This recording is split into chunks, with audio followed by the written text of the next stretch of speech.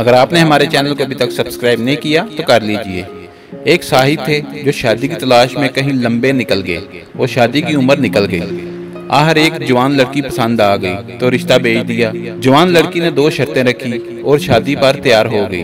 पहली ये कि हमेशा जवानों में बैठोगे, दूसरा ये कि हमेशा दीवार फैला के घर आया करोगे। शादी हो गई। बाबा जी जवानों में ही बैठते और गप्पे लगाते। जवान जाहिर है सिर्फ लड़कियों की और प्यार मोहब्बत की बातें करते थे। मंडियों के भाव से उन्हें क्या लेना देना, ना ही वो दीवारें चीन की मौजूद पर बातें करते।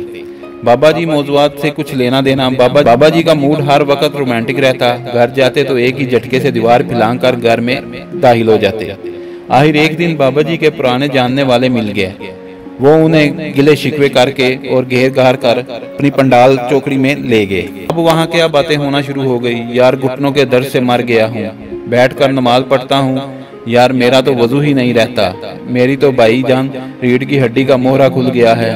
डॉक्टर कहता है झटका ना लगे। यार मुझे तो नजर ही नहीं कुछ आता। कल पानी की बजाय मैंने मिट्टी का तेल पी लिया। धूप लगी तो बड़ी मुश्किल से जान बची। बाबा जी जूं जूं उनकी बातें सुनते गए तो उनका मोराल जमीन पर लगता गया।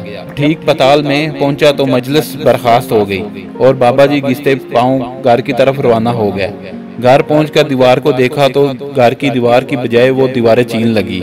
हिम्मत न पड़ी दीवार कूदने की, कहीं बाबे फज्जे की तरह चुक न निकल जाए। आहर मॉडल दोनों का ही तो एक था। बाबा जी ने कुंडी खटखटाई। खट खट खट।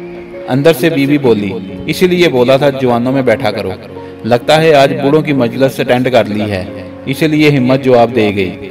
नतीजा ये निकला, इंसान जब बूढ़ा होता है तो मजलिस उसे बूढ़ा कर देती है। माहिरीन नफ्सियात लिखते हैं कि मल्लम इसीलिए जल्द बूढ़े नहीं होते, बच्चों की मजलिस में रहते हैं। वो माहौल उन पर टाइम एंड स्पेस के असरात को न्यूट्रल कर देता है। आपको हमारी वीडियो अच्छी लगी है तो इसको लाइक और शेयर करें और कमेंट्स में अपनी राय का इजहार जरूर कीजिए। शुक्रिया।